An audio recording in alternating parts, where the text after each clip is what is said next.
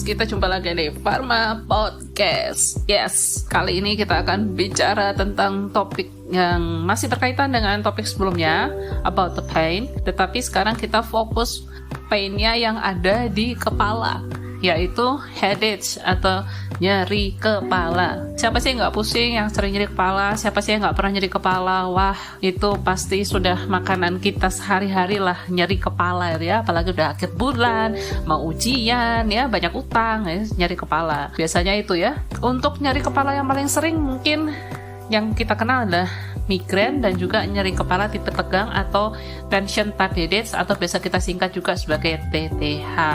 Kita bahas dulu yang pertama adalah migrain ya. Migrain itu adalah nyeri kepala separuh kita bilangnya ya biasanya. Biasanya kejadiannya bisa dalam durasi jam atau bisa dalam hari. Bisa menyebabkan mual, muntah, dan sensitivitas terhadap cahaya bahkan terhadap suara. Migrain juga bisa didahului atau bersama-sama kejadiannya dengan gejala-gejala yang terkait dengan sensorik atau kita bilang itu adalah migrain dengan aura. Misalnya apa? Misalnya ada kilatan cahaya, ada titik buta, atau merasa kesemutan ya di kaki atau di lengan. Tapi sebagian besar migrain itu tidak disertai dengan aura atau gejala-gejala tadi. Biasanya kalau ada nyeri kepala itu bisa juga disertai dengan demam, kemudian kepalanya, tengkuknya ini ya terasa tegang, kemudian ada kemerahan pada kulit, maksudnya merah ya, kemudian pusing, bingung, kejang, penglihatan double, kemudian kelemahan, masa capek gitu ya, nyeri dada, nafasnya menjadi lebih pendek, sulit untuk bicara. Nah, itu bisa juga dimasukkan sebagai jenis nyeri kepala yang bukan nyeri kepala biasa. Tetapi gejala-gejala tadi itu merujuk pada kejadian kardiovaskular atau cerebrovaskular atau juga infeksi. Nah, yang sekarang kita bicarakan adalah nyeri kepala yang biasa yang tidak diikuti oleh gejala-gejala yang tadi. Kalau migrain ya, migrain itu penyebabnya masih nggak jelas apa gitu ya.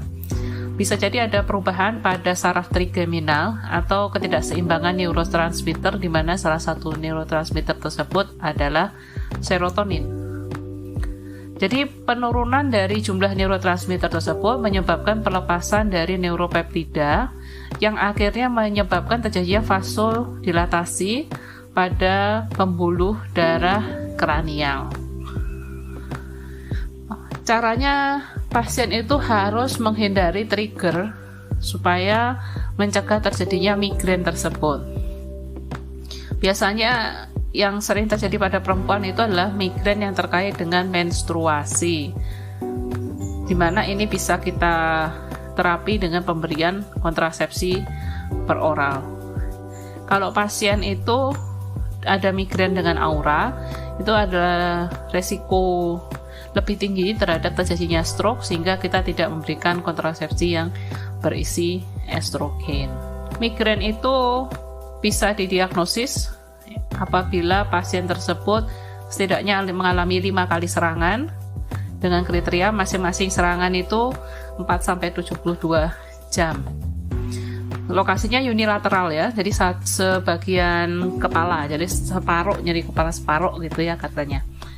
Bisa mengalami mual, muntah, fotofobia atau fonofobia. Fotofobia itu sesuai dengan namanya, foto berarti dia terkait dengan cahaya, dia sensitif terhadap cahaya. Atau fonofobia itu sensitif terhadap fono. Fono adalah suara.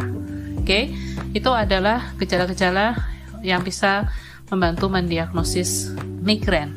Kita bicara produk yang natural yang bisa di obat herbal lah katakan ya, yang bisa diberikan. Salah satunya untuk migrain adalah kafein. Kafein ini dikombinasi biasanya dengan acetaminophen atau aspirin untuk migrain ya. Kemudian untuk yang herbal lain ada magnesium stearat, kemudian riboflavin, butterbur yang nggak ada di Indonesia, coenzim Q10 itu juga bisa digunakan untuk pencegahan terjadinya migrain. Terapi untuk serangan akut, kita berikan terapi abortif untuk nyeri kepala yang dirasakan saat ini ya. Contoh obat yang bisa diberikan, obat-obat OTC misalnya acetaminophen, ada juga ibuprofen, kombinasi antara acetaminophen dengan kafein, bahkan naproxen. Ya, itu bisa diberikan untuk migrain yang ringan sampai dengan sedang. Kalau obat-obat yang diresepkan itu antara lain bisa juga diberikan agonis reseptor serotonin atau golongan triptan, ya. Kemudian ergotamin itu bisa diberikan, kombinasi opioid dan non-opioid itu bisa diberikan juga untuk migrain. Beberapa itu pasien harus dikasih obat OTC aja udah sembuh, ada juga yang harus dikasih sampai kombinasi triptan dengan obat-obat OTC tadi. Kalau pasiennya ada mual dan muntah, itu sebaiknya diberikan kombinasi juga dengan obat-obatan antiemetik seperti metoclopramid atau domperidone, ya. Oke, sekarang kita bahas triptan dulu. Triptan itu adalah agonis selektif dari reseptor 5-HT1, subtipe 1B dan 1D. Dia bisa menyebabkan vasokonstriksi dari pembuluh darah kranial, sehingga menyebabkan penghambatan dari pelepasan neuropeptida dan juga menurunkan transmisi nyeri. So, triptan ini adalah first line untuk treatment akut, dan macam-macam obatnya ada berbagai jenis, ya. Ada berbagai jenis, tapi yang ada di Indonesia yaitu sumatriptan. Bisa dikombinasi dengan naproxen juga, ya, untuk triptan ini. Tidak boleh diberikan pada pasien dengan stroke atau transient ischemic attack, hipertensi tidak terkontrol, adanya riwayat iskemia jantung. Itu hati-hati karena ada risiko peningkatan dari blood pressure pada penggunaan triptan ini. Itu yang perlu diperhatikan, ya, untuk obat-obatannya. Sumatriptan itu biasanya juga bisa diberikan secara subkutan, ya, bisa diberikan. Kita lihat juga ada obat yang namanya ergotamin, yang terkenal adalah dihidroergotamin. Ergotamin itu adalah agonis reseptor serotonin yang tidak selektif. Kalau yang tadi triptan selektif, yang ini tidak selektif, dan juga sama dia menyebabkan vasokonstriksi pembuluh darah serebral. Jadi diberikan pada pasien yang kontraindikasi terhadap pemberian triptan tadi, atau pasien yang sudah dikasih triptan tapi tidak membaik, itu baru dikasih golongan ergotamin.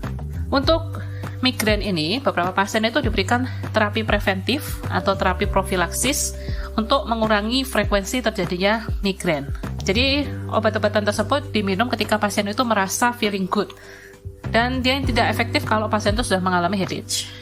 So, obat profilaksis ini diberikan apabila mereka menggunakan obat untuk treatment tadi lebih dari atau minimal 2 hari dalam seminggu atau lebih dari 3 kali per bulan. Dan ketika migrain itu sudah mempengaruhi kualitas hidup pasiennya, atau ketika terapi akut tadi sudah nggak efektif, itu dikasih profilaksis. Profilaksis ini diberikan berdasarkan karakteristik pasiennya dan juga efek samping yang bisa timbul akibat penggunaan dari obat tersebut.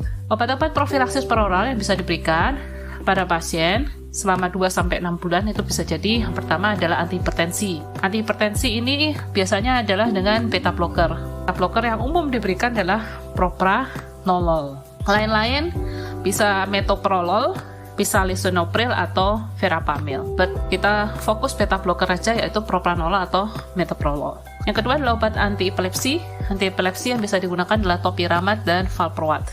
Topiramate itu menyebabkan penurunan berat badan pada pasien, sehingga dia populer, ya, digunakan untuk sebagai profilaksis migrain.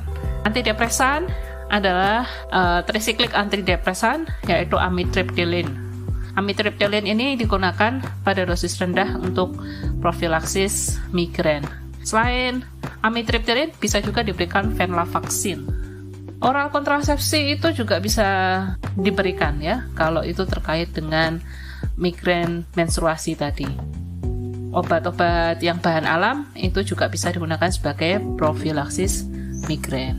Oke, jadi ada propranolol, kemudian obat anti-epilepsi ada asam valproat, ada divalproex, ada topiramate yang bisa diberikan kepada pasien. Ada juga headache, itu akibat rebound. Reboundnya adalah akibat medication overuse atau terlalu banyak menggunakan obat-obatan. Misalnya menggunakan NSAID terlalu banyak, opioid, kombinasi analgesik, kemudian menggunakan triptan, ergotamin, itu terlalu banyak. Dan contohnya adalah headache itu terjadi 10-15 hari per bulan. Ya, jadi apoteker itu bisa melihat pasien mana yang dia menggunakan anti nyeri kepala atau obat headache secara jangka panjang, tapi dia mengalami headache setiap hari. Nah, ini berarti ada rebound. Jadi ini harus didiskusikan dengan dokter ya. Jadi kita harus membatasi penggunaan treatment atau obat-obatan untuk migrain ini itu 2-3 kali per minggu. Itu sudah paling banyak ya. Jadi tidak menggunakan obat secara overuse karena bisa terjadi rebound tadi. Hal-hal yang perlu diperhatikan, misalnya pada saat penggunaan triptan, sumatriptan tadi, bisa menyebabkan mengantuk, mual, itu harus diperhatikan. Apalagi kalau pasiennya dia harus bekerja, ya, itu harus kita lihat baik-baik. Nanti bisa mengganggu ya ketika pasien itu bekerja. Jadi kita sampaikan sejak awal. Oke, itu aja untuk terapi migrain teman-teman ya. Sederhana sekali. Kalau nanti teman-teman baca ada lagi lebih mendalam, dipersilahkan. Ini hanya secara umum ya, terapi untuk migrain. Terima kasih sudah mendengarkan podcast ini, dan kita jumpa lagi di podcast selanjutnya. Bye-bye.